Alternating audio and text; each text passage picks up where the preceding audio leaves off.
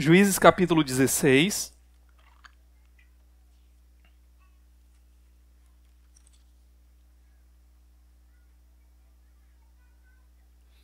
Nós vamos ler apenas o versículo 1, mas eu peço que você deixe a sua Bíblia aberta, porque nós vamos ver hoje todo o capítulo 16, tá? Então, Juízes capítulo 16, verso 1.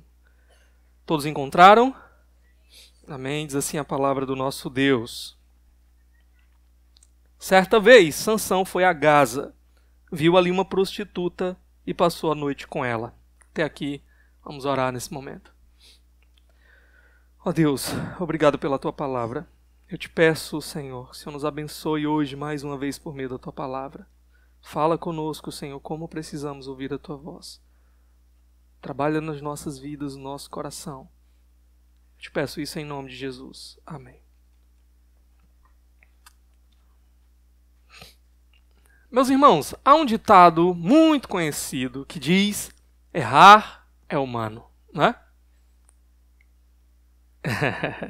Mas há um complemento desse ditado. Errar uma vez é humano. Insistir no erro é tolice. Aqui o que nós vemos é que no nível espiritual, podemos dizer exatamente a mesma coisa. Cair no pecado pode ser uma atitude plenamente humana desse lado de cada eternidade.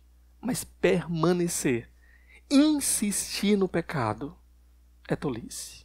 É grande tolice. Nós já vimos que Sansão, ele é um camarada assim meio desmantelado, né? A gente já viu que ele era alguém que se deixava cegar pela paixão. Já vimos que Sansão era alguém que brincava com o perigo.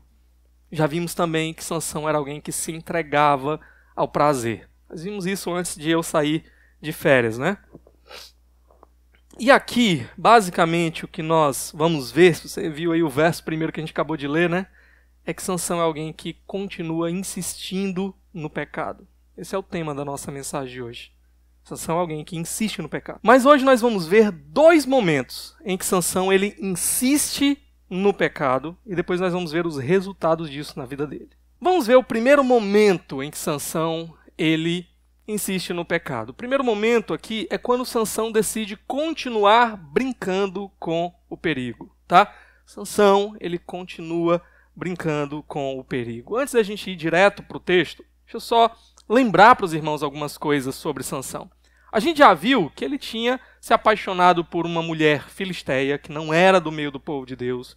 O seu pai e a sua mãe reprovaram aquela decisão, mas Sansão, ele queria, e ele tinha que satisfazer os seus desejos. E ele então buscou ali se casar com aquela mulher. Mas na festa de casamento ele resolveu aprontar aquela. Ele viu uma oportunidade de se dar bem, de arrancar ali daqueles homens benefícios financeiros, né? E aquilo começou uma grande confusão na vida de Sansão, que terminou em uma grande tragédia. O casamento não foi consumado, e quando ele voltou, a mulher já estava casada com outra pessoa. Ele buscou se vingar dos filisteus queimando as lavouras deles, e os filisteus se vingaram de Sansão queimando a mulher que ele amava e toda a família dela. Então, Sansão terminou a sua história basicamente numa grande luta em que ele teve que enfrentar 1000 homens do exército inimigo, né? Então a gente espera com tudo isso que Sansão ele comece a aprender que agir de uma maneira imprudente, agir de uma maneira contrária à vontade do Senhor, aos padrões do Senhor, que aquilo não traz bons resultados para a vida. Mas o que é que Sansão faz? O verso 1 aqui do capítulo 16 diz: certa vez Sansão foi a Gaza. Irmãos, onde é que ficava Gaza? Gaza era a capital dos filisteus. Sansão ele vai para o olho do furacão. Ele vai para o meio do perigo. Porque Sansão é alguém que gosta de brincar com o perigo. Ele gosta de viver perigosamente, sentir a adrenalina, não é? Então esse é Sansão aqui. Então ele vai ali para Gaza, para o lugar que ele sabe que o povo está esperando só uma oportunidade para tirar a sua vida, né? Sansão é um inimigo agora procurado.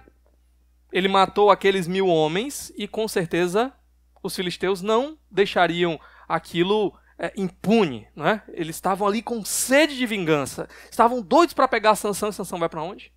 Exatamente para a capital deles. Por que Sansão faz isso? Sansão é alguém que se acha invencível.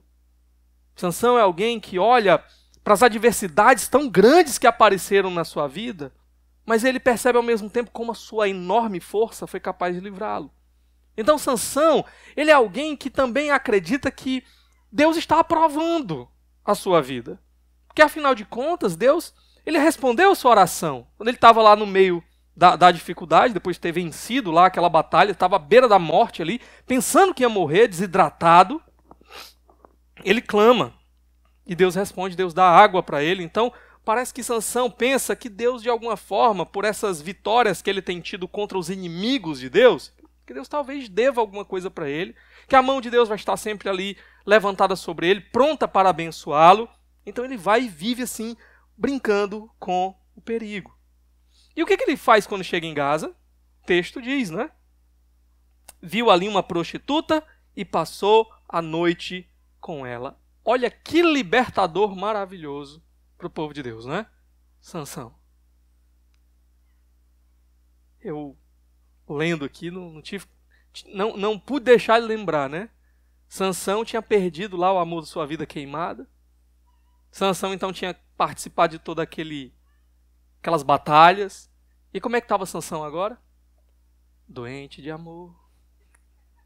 Procurei remédio na vida noturna, né? Está aqui ele. Procurando uma prostituta para satisfazer seus desejos sexuais pecaminosos, não é? Sansão insiste no pecado. Irmãos, o pecado ele sempre se apresenta para você como a melhor solução para lidar com seus problemas. Você está passando por dificuldade, está passando por luta, está, enfim, enfrentando alguma coisa, o pecado sempre vai aparecer como a solução. Aqui você vai encontrar prazer, aqui você vai se esquecer das lutas, aqui você vai se esquecer das dificuldades, aqui você vai encontrar apenas deleite. Essa é a oferta do pecado. Quantos têm caído? Sansão aqui não é uma exceção. Agora, essa atitude de Sansão revela também o tamanho da sua tolice. A gente já viu o livro de Provérbios aqui na igreja. Quantas vezes o livro de Provérbios alerta o caminho da prostituta, o caminho do sexo ilícito é um caminho de destruição. Ele apresenta como se fosse uma cova, né? É um convite para a morte. Pronto, Sansão aqui, ao tomar essa decisão, ele está trilhando o caminho para a morte sem nem ao menos perceber, por causa da sua tolice, por causa daquilo que Provérbios, a palavra de Deus, sempre nos ensinou.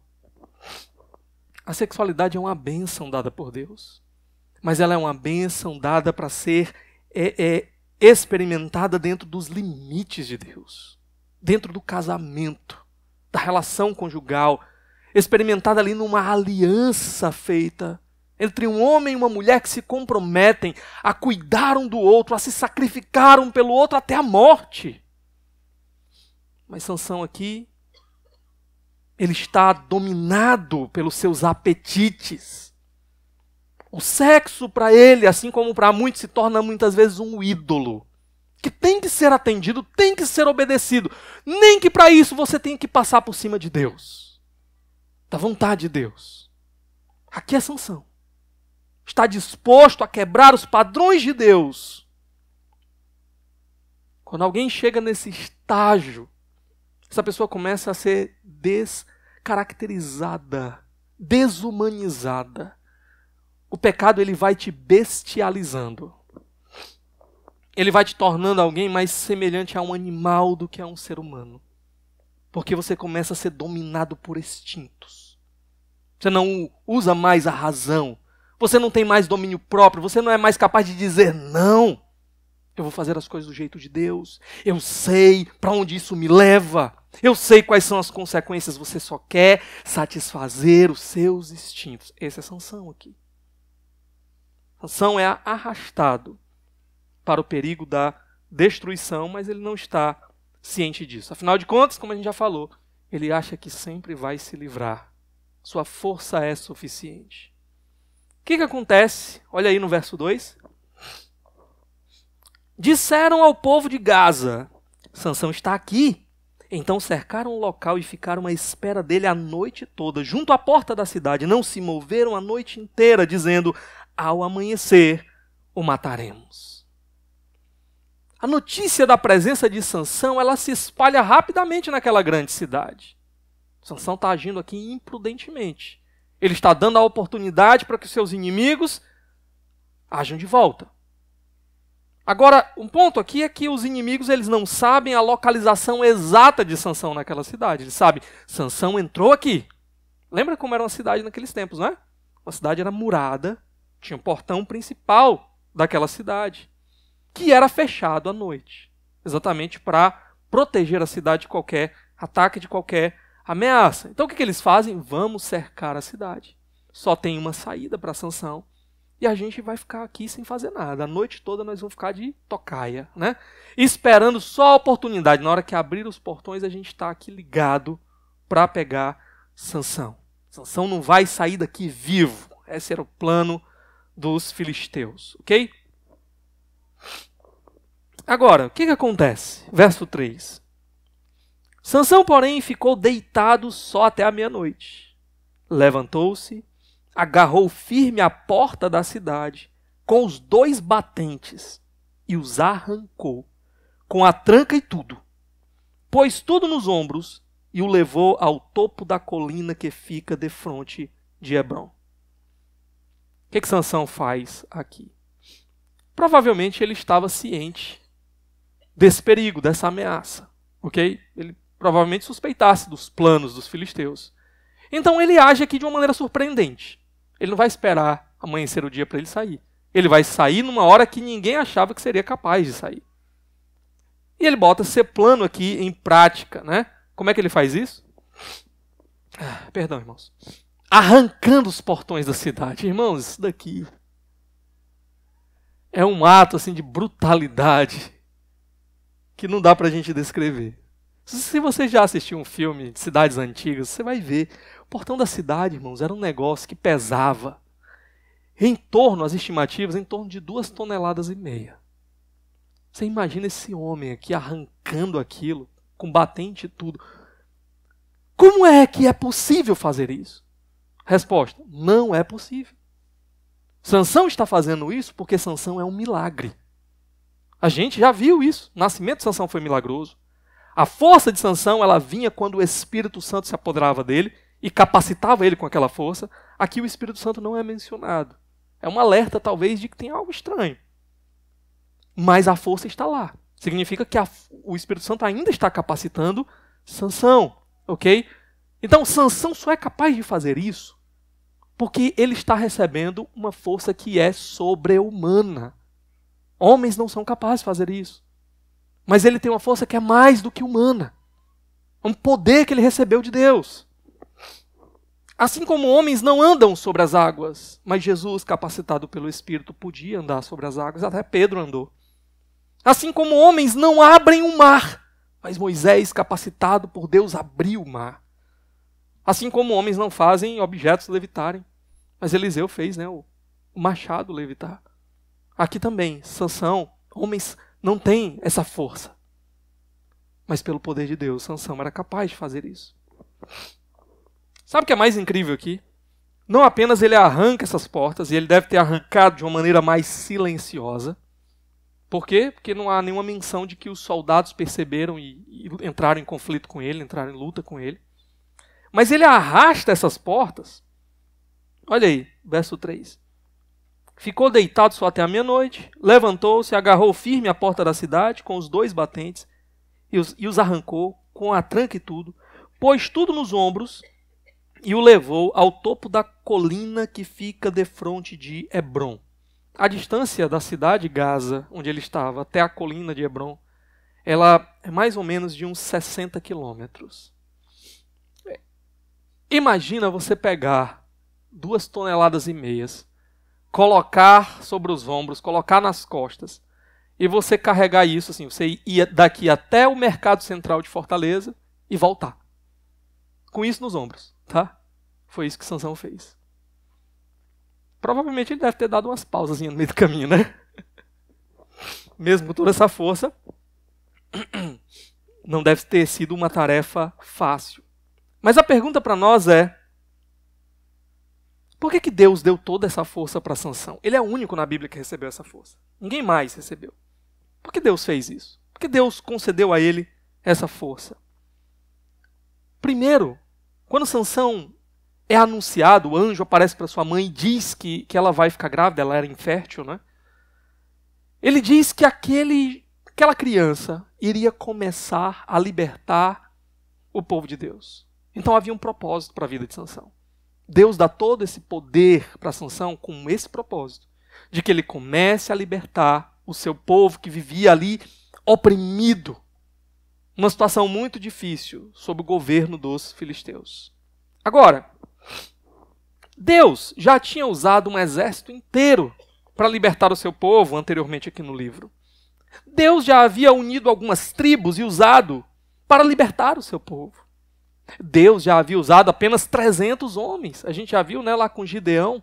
Gideão juntou um exército, ele diz, não, tem muita gente aí, eu quero só 300. Para libertar o povo. Para mostrar que o poder não estava nas mãos do povo, o poder era de Deus. Era Deus que estava trazendo essas libertações, para que o povo não se gloriasse, achasse, fomos nós é que somos guerreiros muito poderosos. Agora Deus está querendo mostrar que ele não precisa de exército nenhum. Ele pode levantar um só homem e usar esse homem, e capacitar esse homem, e dar um poder que ninguém mais tem para esse homem, para que esse homem sozinho liberte seu povo. O ponto é que Deus está querendo ensinar vez após vez que o segredo do seu povo é Ele. E que o seu povo precisa se voltar para Ele e confiar nele. Porque Ele vai fazer. Se o seu povo se voltasse para Ele, confiasse nele, Ele agiria em favor do seu povo. Ele cuidaria do seu povo. Mas porque o seu povo o abandona vez após vez, vira as costas para Ele. Aqui nos dias de Sansão, o povo nem clamava a Deus. Estava lá debaixo da opressão e nem clamava. Então Deus os entregava como uma disciplina para que o povo se lembrasse dele. Mas Sansão é um lembrete de que Deus ele pode fazer isso sozinho. Deus pode levantar um só homem. Uma outra pergunta importante: por que levar isso até Hebrom? Hebrom era a região ali da tribo de Judá. Lembra que quando Sansão se escondeu na região de Judá, o povo de Judá foi lá, ao invés de se juntar com Sansão, vamos guerrear contra os filisteus, né? Entregaram Sansão para os filisteus, né? Entregaram o libertador. Talvez Sansão fez isso para mostrar para os homens de Judá, para envergonhar os homens de Judá. Mostrar que eles poderiam lutar contra os filisteus. Ele sozinho arrancou as portas da cidade principal dos filisteus e deixou a cidade lá desguarnecida. Mas o ponto é, Sansão aqui é alguém que brinca com o perigo. Ele continua insistindo no pecado e brincando com a tentação, brincando com o perigo. Mas um segundo momento na vida de Sansão também importante para nós é que Sansão é alguém que se deixa enredar, se deixa enlaçar pela paixão. A gente já viu isso. E aqui vai se repetir de novo. Acabamos de ver no verso 1 ele procurando uma prostituta, mas o texto ele não termina aí. Olha comigo o verso 4. Depois dessas coisas, ele se apaixonou por uma mulher do vale de Soreque chamada Dalila. Enfim, apareceu a Dalila, tão famosa, né? Aqui Sansão, ele tem um fraco por mulher, né? Vocês já viram? Os seus olhos não podem cair sobre uma mulher que Sansão fica louco. perde o controle, né? Aqui Sansão, ele vê Dalila e ele se apaixona. Literalmente a palavra aqui é uma palavra que fala de amor. Ele ama, tá? Só que, claro, dependendo do contexto, a palavra às vezes é traduzida num sentido mais positivo ou negativo. Aqui por isso está traduzida como ter se apaixonado, que seria um sentido um pouco negativo aqui dentro da narrativa. Mas por que essa palavra é usada? É a primeira vez que aqui é dito que Sansão ele está amando alguém. Ah, pastor, mas aquela mulher que ele conheceu lá em Tímina, que ele queria até casar com ela, não há dúvida de que Sansão, de fato, parece que amava aquela mulher. Afinal de contas, o tempo todo, ele estava ali tentando mostrar isso. Quando ela questiona o seu amor, ele vai e conta o segredo para ela. Mas não é dito lá no texto que ele a amava. Aqui o texto faz questão de dizer que ele amava essa mulher. Para mostrar para nós que o envolvimento de Sansão aqui é um envolvimento mais profundo. Que Sansão realmente está profundamente relacionado com essa mulher. E quem é essa mulher? Quem é essa Dalila? O texto não diz para nós se ela era uma mulher do povo de Deus, judia. O texto também não diz para nós se ela era uma filisteia. De modo que a gente não sabe qual era o status dela. Eu penso que provavelmente ela era uma filisteia. Por quê? Tanto pela cidade onde ela estava aqui, era uma cidade filisteia, como também pela relação muito fácil que ela vai ter com os líderes filisteus. Então me parece que ela tinha uma acessibilidade maior entre os filisteus, tá? Provavelmente, talvez, fosse uma filisteia. Alguns, não é difícil você encontrar pessoas caracterizando Dalila como se ela também fosse uma prostituta, não é? Mas o texto não diz isso. Talvez por conta de Sansão ter tido aquele relacionamento anterior com a prostituta, as pessoas imaginam, então isso era comum na vida dele, estava procurando mulheres assim, se envolveu com essa Dalila e se apaixonou. Mas o ponto é, o texto não fala isso também sobre Dalila. Por que o texto ele não dá nenhuma ênfase nessa parte do status? Todas as outras vezes o texto nos mostra assim, claramente que era uma filisteia. Por que aqui não? Eu entendo porque a ênfase que o autor quer dar para nós sobre Dalila é na questão da fidelidade, da lealdade de Dalila. Ao que Dalila é leal? Ela é leal ao amor de Sansão? Sansão a ama, mas ela vai corresponder a esse amor? Ela é leal a esse amor? Então esse é o ponto que a gente vai ver aqui. Olha comigo o verso 5. Os líderes dos filisteus foram dizer a ela: veja se você consegue induzi-lo a mostrar-lhe o segredo da sua grande força e como poderemos dominá-lo para que o amarremos e o subjuguemos. Cada um de nós dará a você 13 quilos de prata. É uma proposta aqui, não é? Os líderes dos filisteus. Não é qualquer um que está chegando aqui. É gente importante. Por isso alguns questionam até que talvez Dalila estivesse interessada naquele dinheiro, mas não só no dinheiro. Se Dalila consegue entregar o grande inimigo dos filisteus nas mãos deles, ela seria a heroína, né? Ela ocuparia um status, uma posição completamente diferenciada na cidade. Outro detalhe, os filisteus reconhecem que há algo diferente na força de Sansão. Não é um cara que malhou demais, pegou peso demais e ficou forte demais, né? Tem algo de diferente. Eles percebem aqui, essa força não é comum. Por isso eles pedem, descobre qual é o segredo da força dele. Alguns até comentaristas têm dito que provavelmente Sansão não era bem como a gente imagina. A gente imagina Sansão, cara todo, né? Todo definido, todo trincado. Parece que passou, foi um ano fazendo ali personal com o Fábio, né?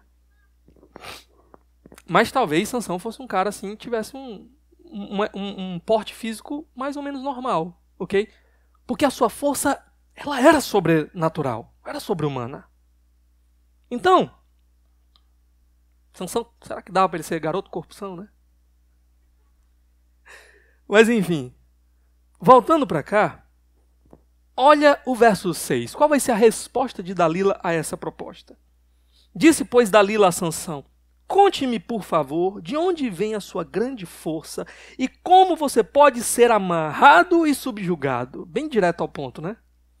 Exatamente o que os filisteus tinham dito para ela, ela chega, Ctrl+C, Ctrl+V, né? Chega para Sansão e é na lata, é de cara, né? Nota que a lealdade de Dalila não é ao amor de Sansão. A lealdade de Dalila é o que ela pode ganhar. A lealdade dela é a ela mesma, seus próprios interesses, né?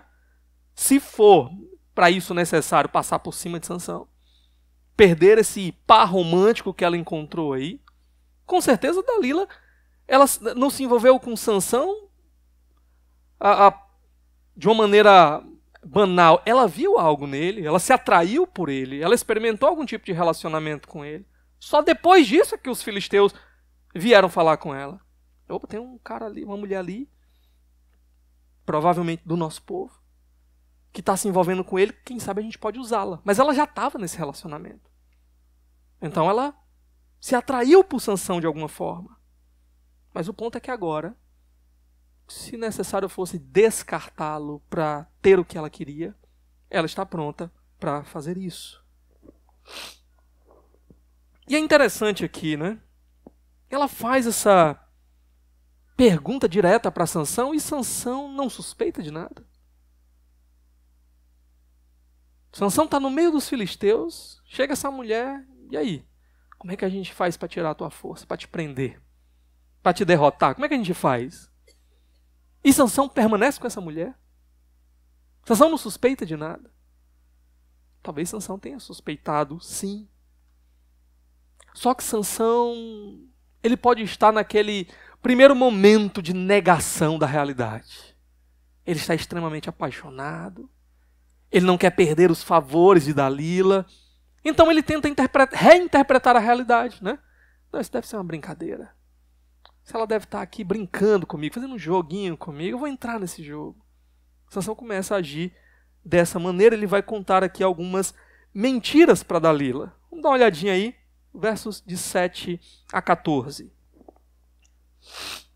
Respondeu-lhe Sansão: se alguém me amarrar com 7 tiras de couro, ainda úmidas, ficarei tão fraco quanto qualquer outro homem. Então os líderes dos filisteus trouxeram a ela 7 tiras de couro ainda úmidas, e Dalila o amarrou com elas. Tendo homens escondidos no quarto, ela o chamou: Sansão, os filisteus o estão atacando. Mas ele arrebentou as tiras de couro, como se fosse um fio de estopa posto perto do fogo. Assim não se descobriu de onde vinha a sua força. Disse Dalila a Sansão: você me fez de boba, mentiu para mim. Agora conte-me, por favor, como você pode ser amarrado. Ele disse: se me amarrarem firmemente com cordas que nunca tenham sido usadas, ficarei tão fraco como qualquer outro homem. Dalila amarrou com cordas novas.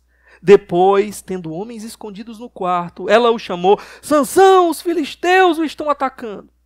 Mas ele arrebentou as cordas de seus braços como se fossem uma linha.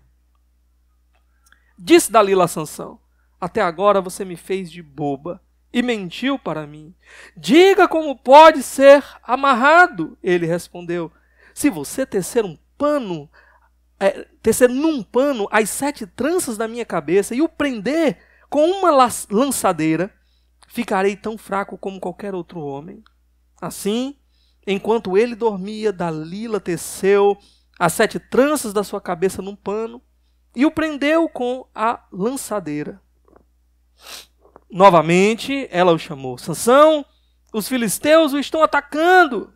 Ele despertou do sono e arrancou a lançadeira e o tear com os fios. Pronto, até aqui. Há uma repetição do processo, né? 3 vezes aqui, esse jogo com Sansão. Por que isso? Aqui o autor ele quer produzir em nós um suspense. Ele quer produzir em nós uma expectativa sobre o que vai acontecer. E mais do que isso, aqui o autor ele está enfatizando a tolice de Sansão. Vez após vez, a mulher continua fazendo a mesma coisa. Ela pergunta lá qual é o a maneira, ela vai lá, faz tudo direitinho, né? Depois chama Sansão, e de novo, e de novo, e de novo, e Sansão continua ali. Ele parece não suspeitar em momento algum, mas uma vez eu digo, Sansão aqui está preso da sua paixão, de modo que ele não pode admitir que realmente ela trama algo contra ele. Admitir isso é admitir a perca daquela que lhe propicia todos os seus desejos. Sansão aqui, ele é carente. Carente dos favores de Dalila. Ele vai se envolvendo. E aquilo vai chegando cada vez mais perto do perigo, né? A última vez aqui, o último teste, já mexe com os cabelos de Sansão, né? Agora, por que Dalila acredita? Vez após vez ele diz, né? Ele a engana, ela diz, você me fez de boba. Mas vez após vez ela acredita. Ela faz as instruções, antes disso ela chama o pessoal, né? Esconde os caras lá dentro do quarto dela, os filisteus. Porque se funcionar, eles estão lá apostos para pegar Sansão. Mas ela parece acreditar. Por quê? Aqui primeiramente por causa de alguns elementos que Sansão coloca. Primeiro ele fala sobre 7 tiras de couro úmidas, né? E lembra, os filisteus eles suspeitavam que essa força de Sansão seria algum tipo de força mágica. Então 7 é um número muito significativo, muito simbólico. Então, provavelmente, ela por isso acreditou. Opa, então realmente tem um encantamento aí, tem um feitiço aí. Se eu seguir esse padrão aí, eu consigo ativar essa força de deter Sansão. A segunda, ele vai falar das cordas novas, né? Cordas fortes. A terceira, mais uma vez, ele usa o número 7, as suas 7 tranças do seu cabelo. E talvez ela tenha imaginado que a história foi elaborada demais, né? Na terceira, tem o negócio do tear lá, né, prender na parede e tudo mais. Então talvez ela imaginou aqui que Sansão agora estava falando a verdade. Mas o fato é que Sansão continua ali, se aproximando do perigo.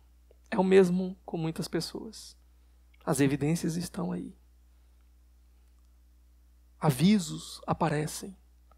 Mas as pessoas continuam dizendo não pode ser verdade. Não, comigo não. Deve ser só uma brincadeira. Deve ser só um mal entendido. Pronto, aqui está Sansão. O que acontece? Versos 15 e 16. Então ela lhe disse: como você pode dizer que me ama, se não confia em mim?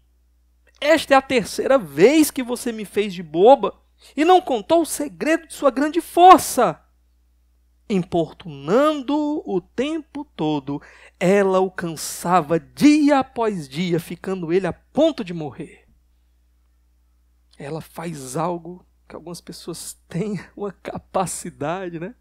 Perturbar. Pronto, que é a Dalila sabe fazer. Agora, ela agora usa um argumento. Você diz que me ama? Cadê esse amor? E a gente já viu que Sansão é fraco para esse argumento, né? Com a mulher de Tímina, foi a mesma coisa. Foi do mesmo jeito. Será que você me ama mesmo? Ao levantar essa hipótese, o que ela está falando para Sansão é o seguinte: olha, eu acho que o nosso relacionamento vai acabar. Eu não sinto que há confiança. Eu não sinto que você me ama de verdade. Por isso, como é que a gente vai poder continuar juntos?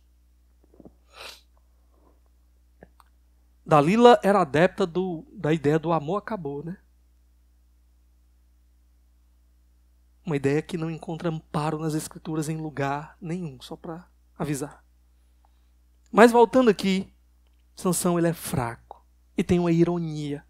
O forte Sansão, diante aqui dos artifícios de Dalila, se torna fraco.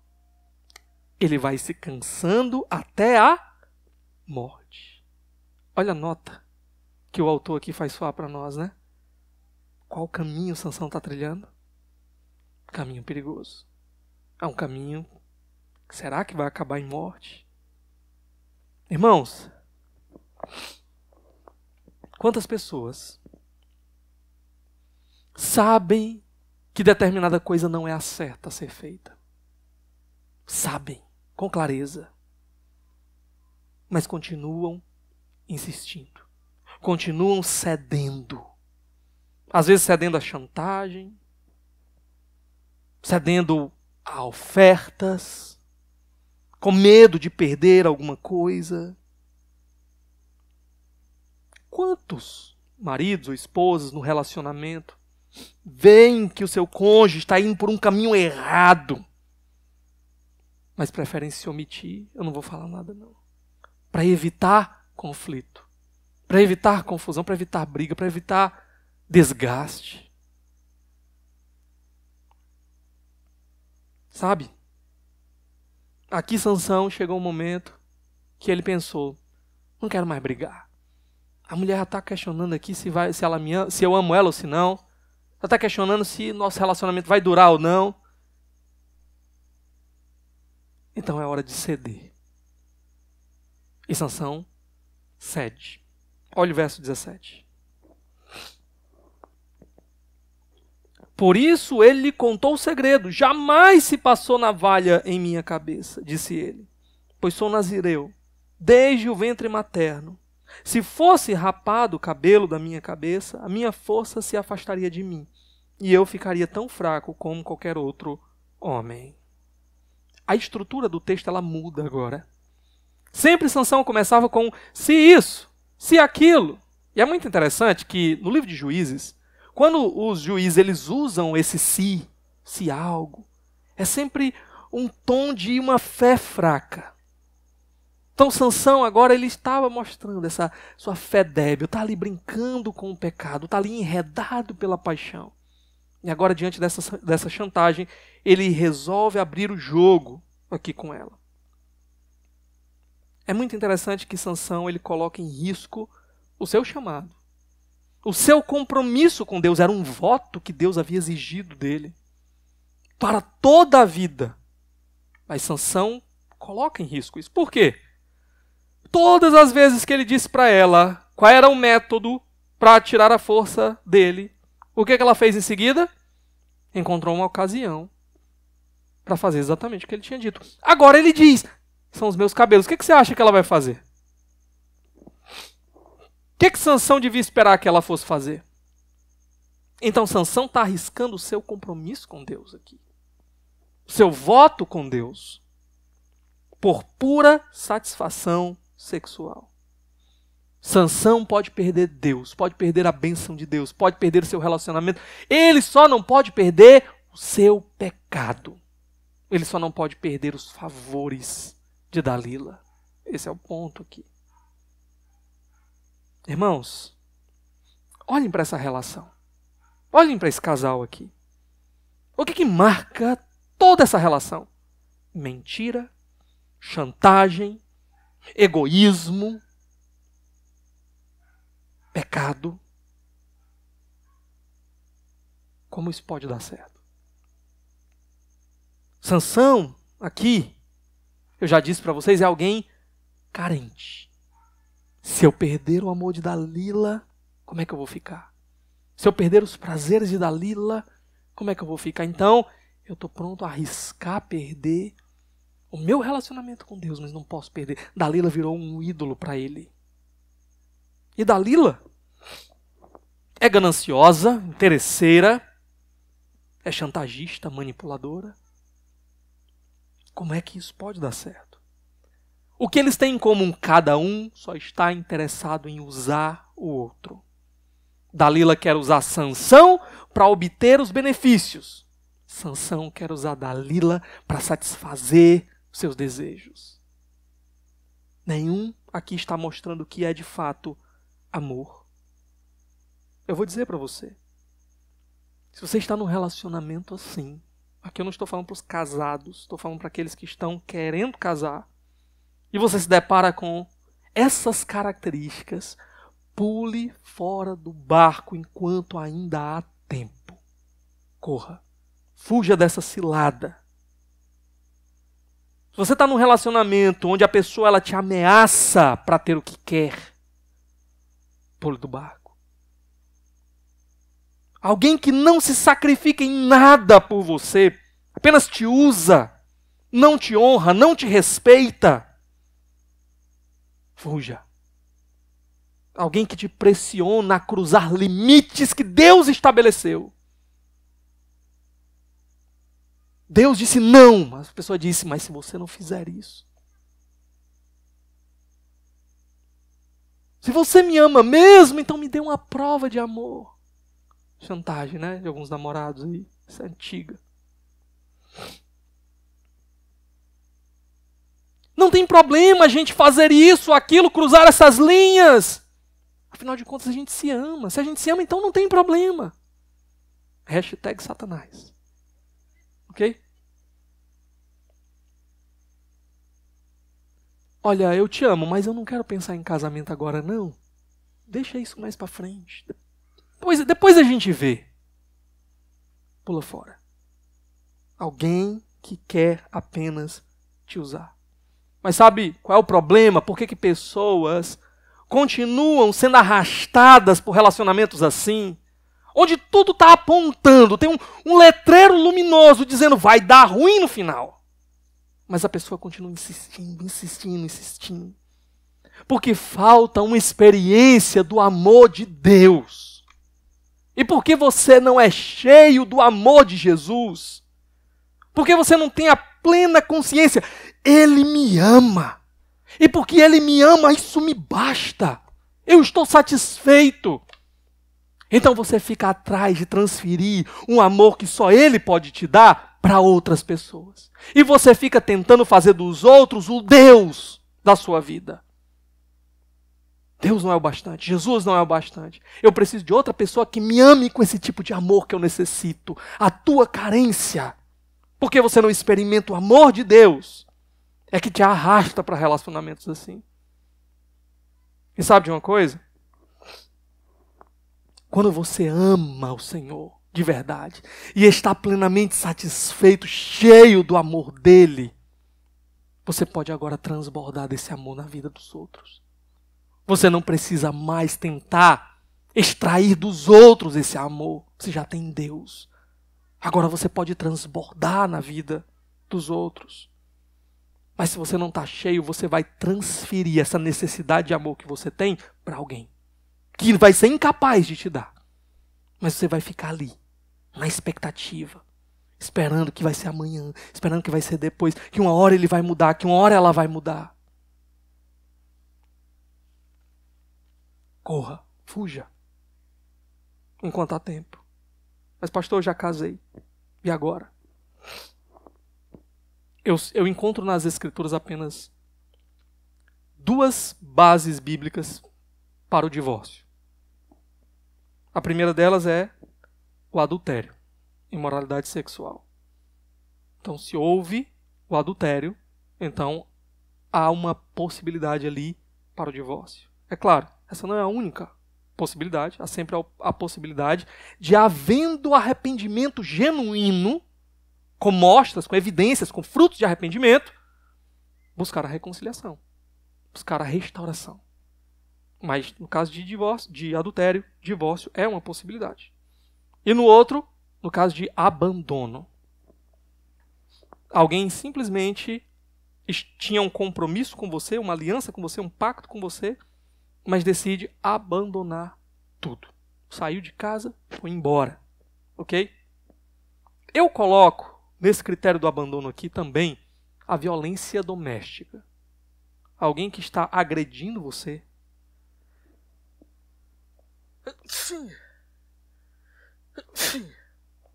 Misericórdia. Depois você corta aí. Alguém que está agredindo você, ameaçando a sua vida, é alguém que já abandonou. Ok? Está lá de corpo presente. Mas você está pronto para matar você? Ele já abandonou o compromisso de aliança, de cuidar de você, de proteger você. Então, nesse caso, eu também recomendo você fuja. Fuja, fuja. No mais, não são esses casos, algo que se enquadre dentro desses casos aqui. O que eu diria para você é, prove do amor de Jesus. Se encha do amor de Jesus.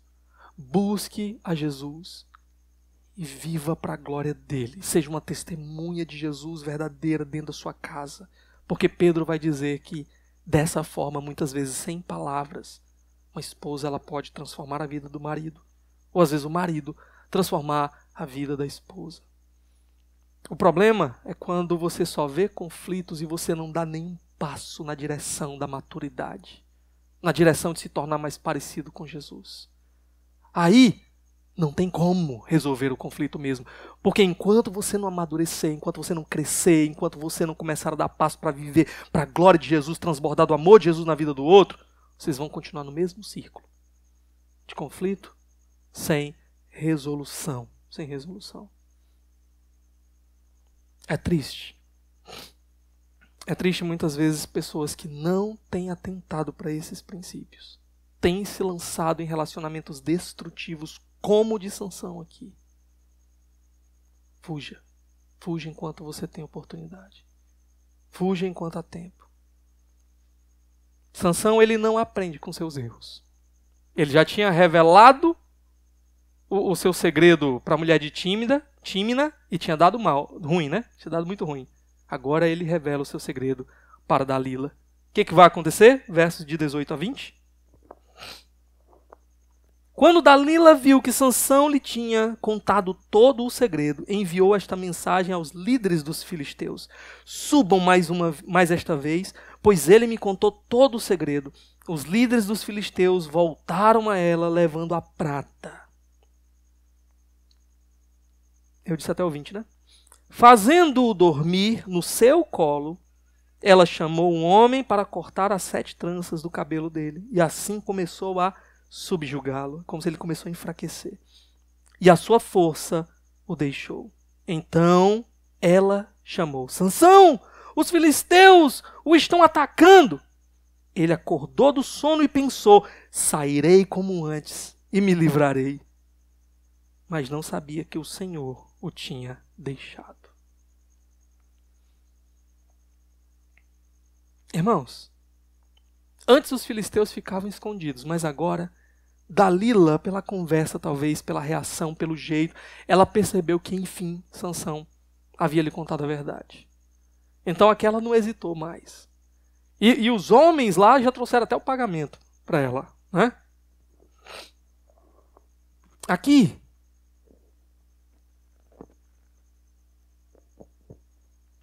Sansão, ele sabia que ela cortaria o seu cabelo. Ou pelo menos essa era uma possibilidade.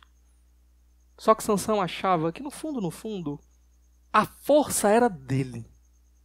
Não tinha nada que pudesse tirar essa força dele. Nem mesmo quebrar os seus votos. Quantas vezes Sansão fez aquilo que era completamente reprovável e continuou lá, forte. Não é?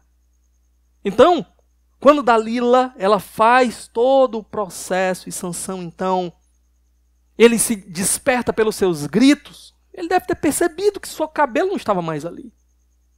Mas qual foi o pensamento dele? Vai ser como em todas as outras vezes. Eu vou me levantar e vou resolver esse problema. E aí a gente tem aqui um momento muito triste. Sansão não tinha percebido que Deus o tinha deixado. Deus o tinha abandonado.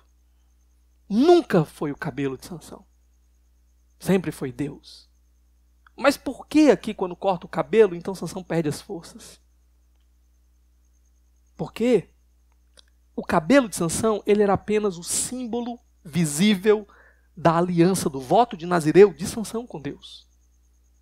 Essa falta do cabelo era uma marca clara de que o voto tinha sido quebrado com Deus. Há questionamentos, estudiosos debatem sobre se Sansão já tinha quebrado seus votos antes ou foi só agora. A gente já viu que ele já tocou em cadáveres, uma coisa que era proibida para os nazireus, mas alguns questionam, mas será que tocar no cadáver de animal era proibido? Ou só de ser humano? A gente já viu que ele não podia tocar em uva, beber vinho, comer uva de jeito nenhum. A gente já viu Sansão indo lá dar umas voltas num vinhedo. O texto não diz se ele bebeu ou não, se ele comeu ou não. A gente viu ele dando um banquete, uma festa de casamento, com certeza com muita bebedeira. Mas o texto nunca deixa claro para nós se ele de fato foi e cruzou a linha. O ponto é, se ele não tinha cruzado ainda e quebrado seu voto anteriormente, aqui ele o quebra de uma maneira clara e definitiva. Se ele já tinha quebrado, talvez aqui era a gota d'água que faltava. A evidência externa do seu compromisso com Deus indo embora. O fato é que agora Sansão cruzou todos os limites. E Deus se afastou dele. Sabe qual é o maior perigo na vida de alguém? É você ter sucesso no pecado. É você ir lá, cometer aquele pecado, a ameaça bater na sua porta da consequência, mas você conseguir escapar. Dê um jeito. Porque aquilo começa a te dar uma confiança de que você sempre vai conseguir dar um jeito no final. Quantas pessoas eu conheço passaram por acidentes terríveis, estiveram à beira da morte. Aí passa uma semana, um mês com aquele medo, rapaz, dessa vez eu vou mudar, dessa vez vai ser diferente. Quando dali a pouco está brincando com o pecado de novo. Quando dali a pouco está de novo enredado nas teias do pecado, porque começa a pensar o quê? Não, mas deu certo da outra vez. Daquela vez deu certo. Sempre vai haver uma nova chance, sempre vai haver uma nova expectativa. Se deu certo é porque, apesar dos meus erros, dos meus defeitos, Deus continua me abençoando. Deus sempre vai estar com as mãos estendidas, mesmo eu cometendo o meu pecado. Sansão está aqui para nos mostrar exatamente o contrário. Há um dia que a graça, que a misericórdia, ela é cortada. Há um dia em que o pecado chega na porta para cobrar a conta. O que eu digo para você é que ou você luta para matar o pecado na sua vida, ou o pecado vai matar a sua vida. O diabo não está brincando. Ele vai, aos pouquinhos enredando você. E quando você menos esperar, se você não tomar uma decisão, ele vai terminar de amarrar, dar um nó e te prender. Quais são os resultados de tudo isso aqui na vida de Sansão? Sansão teve tantas chances, ele desprezou todas as chances. Quais são os resultados? Olha aí o verso 21. Os filisteus o prenderam, furaram seus olhos e o levaram para Gaza. Prenderam-no com algemas de bronze e o puseram a girar um moinho na prisão. Sansão agora estava cego. Ele que tantas vezes foi atraído pelos seus olhares, né? Estava agora cego, preso, fraco, humilhado. Alguns comentaristas até entendem que essa posição de colocar ele para moer o trigo ali, ela tem duas questões. Primeira, Sansão foi aquele que queimou toda a lavoura, né? Agora ele vai moer o trigo para nós. Segunda, essa função, alguns estudiosos dizem que era uma função feita pelas mulheres. O grande, poderoso guerreiro agora vai fazer um trabalho de mulher dentro dessa cultura. Ou seja, era uma maneira de eles tentarem humilhar ao máximo Sansão. O texto continua, olha o verso 22. Mas logo o cabelo da sua cabeça começou a crescer de novo. Por que esse texto está aqui? Talvez seja uma nota de esperança. Os leitores estão vendo aqui, seu cabelo foi raspado, sua força foi embora. O cabelo está nascendo de novo. Será que algo vai mudar? Mas alguns também entendem que aqui é uma nota do desprezo dos filisteus por Sansão. Eles não estão mais nem aí preocupados se o cabelo dele vai crescer ou não. Por que não? Porque eles acreditam que eles já resolveram o problema. Eles tinham uma visão mágica das coisas. E essa visão era o quê? Você cumpre aqui esses passos e aí você obtém isso daqui. Mas se você desfaz os passos, acabou. Uma visão de obras. Você faz isso para ganhar aquilo. Mas Sansão teve o seu relacionamento quebrado, o seu voto foi quebrado, então ele está perdido. Os filisteus não conheciam o Deus da graça, o Deus da misericórdia. Eles só conheciam o Deus da vingança, que pune sempre e sempre. Aqui nós conhecemos um Deus que muitas vezes ele vem para mudar a história. Ele vem para pegar pecadores que não estão nem aí, que estão se jogando na direção do pecado, como Sansão aqui, e trazer de volta para o caminho. E mudar a situação, apesar daqueles homens não merecerem absolutamente nada. Então talvez eles não se preocuparam se o cabelo dele estava crescendo ou não, porque entendiam que aquilo não ia mudar nada, sua força já tinha ido embora. Ele já tinha perdido, já tinha quebrado o feitiço. O texto continua, versos 23 a 25. Os líderes dos filisteus se reuniram para oferecer um grande sacrifício a seu deus Dagom e para festejar, comemorando sua vitória, diziam: o nosso Deus entregou o nosso inimigo Sansão em nossas mãos. Quando o povo viu, louvou o seu Deus. O nosso Deus, aqui é uma música que eles fizeram, o nosso Deus nos entregou o nosso inimigo, o devastador da nossa terra, aquele que multiplicava os nossos mortos. Com o coração cheio de alegria, gritaram: tragam-nos Sansão para nos divertir. E mandaram trazer Sansão da prisão e ele os divertia. Quando o puseram entre as colunas. Até aqui, vamos dar uma olhadinha. Primeiro, estão festejando o seu Deus. Sansão completamente humilhado. Agora estão festejando o deus Dagom, que era o deus do trigo, deus da fertilidade, aqui o deus do trigo não especificamente, dos cereais, vamos botar assim. E Sansão foi colocado realmente ali para diverti-lo. Aquele grande guerreiro poderoso, agora cego, fraco, tropeçando, sem saber para onde está andando, sendo objeto de zombaria. Com certeza eles deram gargalhadas ao ver Sansão. Esse era o que nos oprimia. Fizeram até essa música. Lembra que quando Sansão derrotou lá os 1000, ele compôs uma música? Né? Com a queixada de jumento eu fiz os montões, né? Pronto. Aqui eles fizeram uma música para responder. Agora ele está nas nossas mãos. O que acontece aqui com Sansão? Qual é o resultado? Qual é a consequência? Primeiro, vergonha pessoal. Vergonha pessoal. Não se engane. O pecado vai envergonhar você. O pecado, ele vai lutar com todas as forças para te desfigurar e te envergonhar. Quantas pessoas eu tenho visto? Andavam, de repente se entregaram e foram tão desfiguradas, tão humilhadas, na sarjeta, dignas de dó, dignas de zombaria dos outros. Porque é isso que o pecado quer fazer com você. Ele quer te descaracterizar, te desumanizar. Quantos daqueles que hoje parecem zumbis dentro de uma cracolândia? Um dia não andaram arrumados, perfumados. Um dia não tiveram um emprego, uma família. É isso que o pecado quer fazer na sua vida. Outra coisa. O pecado, ele quer trazer vergonha para o evangelho. Aqui, por causa do pecado de Sansão, quem é que está sendo adorado?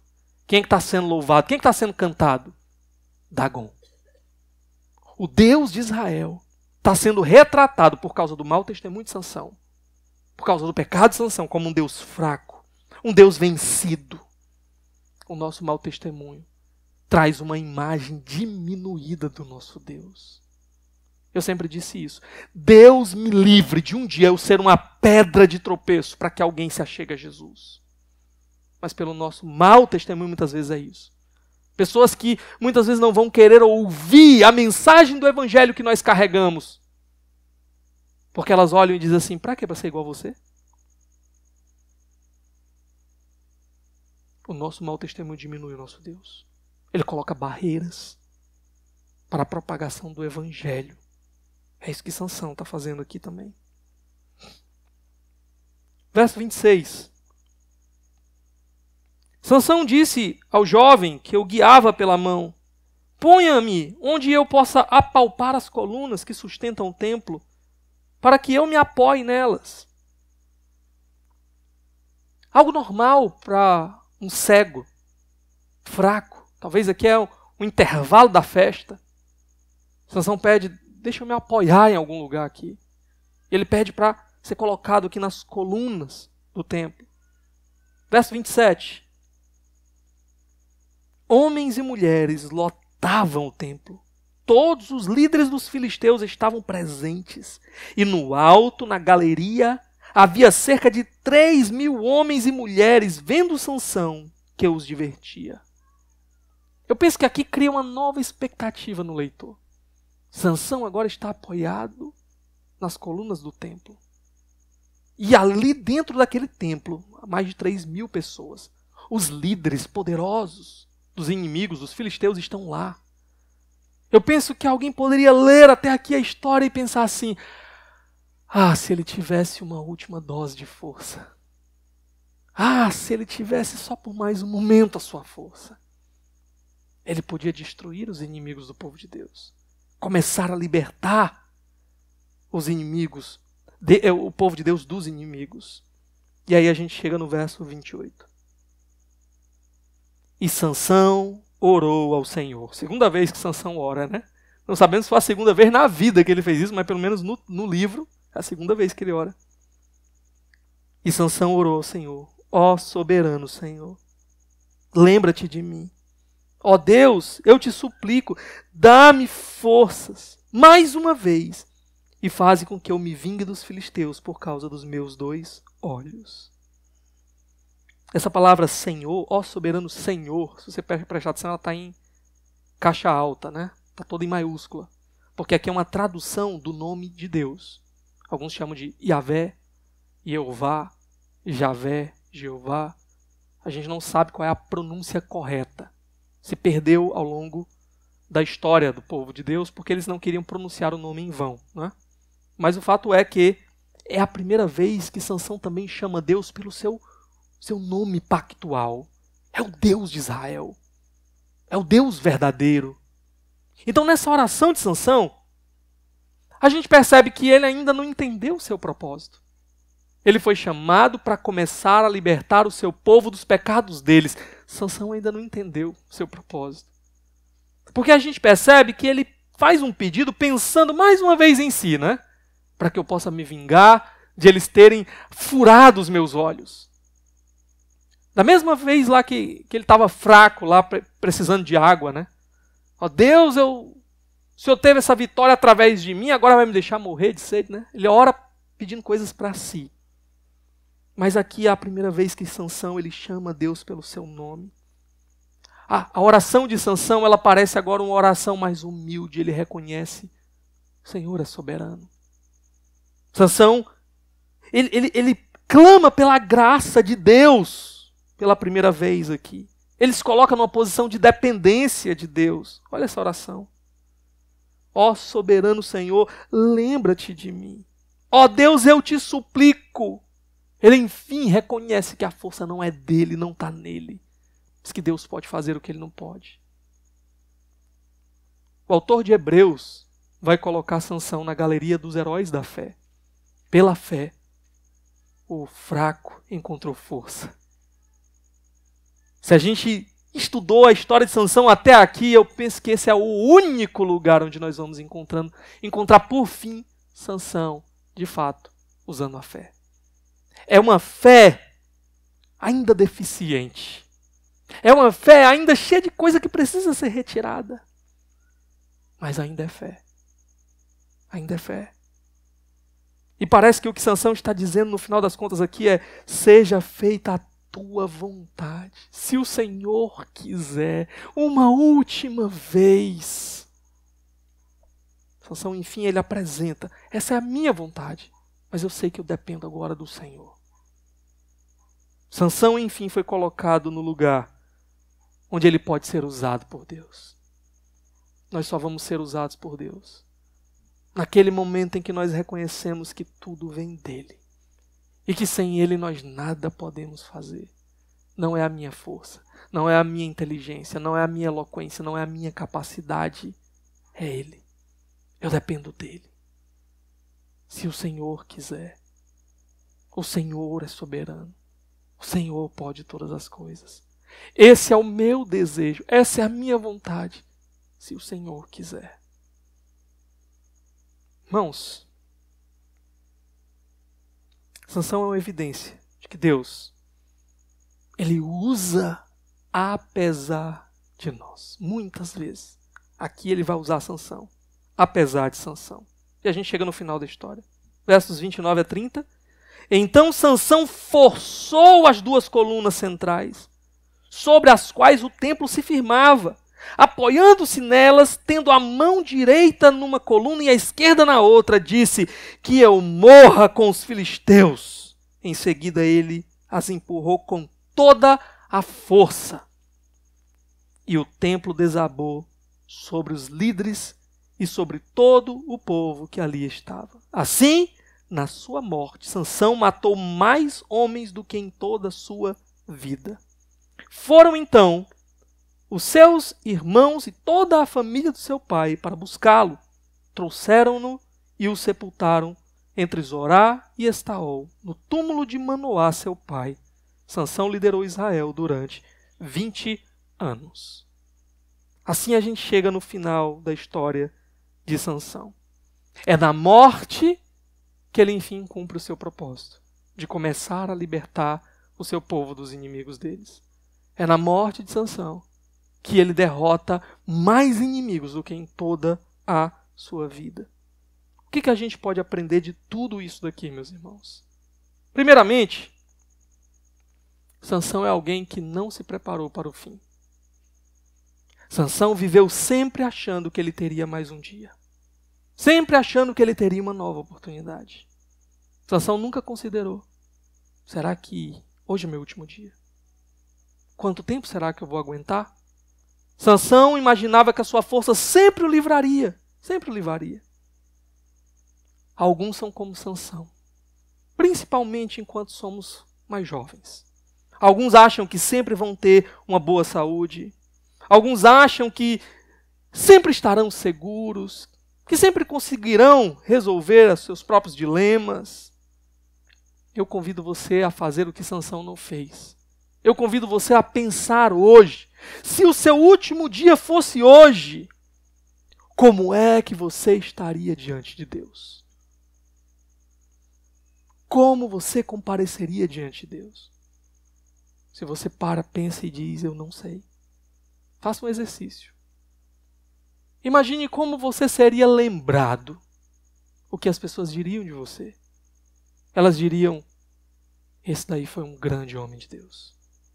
Esse daí, com todos os seus defeitos, mas eu vi que ele sempre buscou amar a Jesus, andar com Jesus, se aproximar de Jesus. Ele teve os seus erros, mas a sua vida foi o de alguém buscando Jesus. Diriam isso a seu respeito? Ou será que iriam procurar alguma coisa? Porque na hora que morre todo mundo vira bom, né? Mas aí fica aquele negócio: não, era uma pessoa legal, uma pessoa tão boa, uma pessoa que fez isso, fez aquilo outro. A grande questão é como é que você está com Deus. Se você hoje fosse comparecer diante dele, como você estaria? E se você para, analisa a sua vida e diz: pastor, eu não sei. Ou pior, você diz: pastor, eu tenho muito medo. Porque no fundo eu acho que eu faço um convite para você essa noite. E o meu convite é: hoje é hora de mudança. Se hoje ouvirdes a voz do Senhor, não endureça o seu coração. Ainda há tempo. Você ainda está vivo. Ainda há tempo. Ainda há possibilidade de correr para Jesus. Então considere seriamente o seu problema, o seu pecado. Corra para Jesus. Clame a Jesus. Busque a Jesus. Porque Jesus é aquele que pode fazer o que você não pode. Jesus é aquele que pode transformar a tua vida como você nunca foi capaz de fazer antes. Esse é Jesus. É interessante, eu não vou ter tempo para falar isso para vocês, mas há muitas semelhanças entre Sansão e Jesus. Há muitas semelhanças, tá? Ele nasceu de uma mulher que não podia dar à luz. O seu nascimento foi anunciado por um anjo. Ele, na sua morte, derrotou mais inimigos do que na sua vida. É a morte de Jesus que derrotou todos os seus inimigos.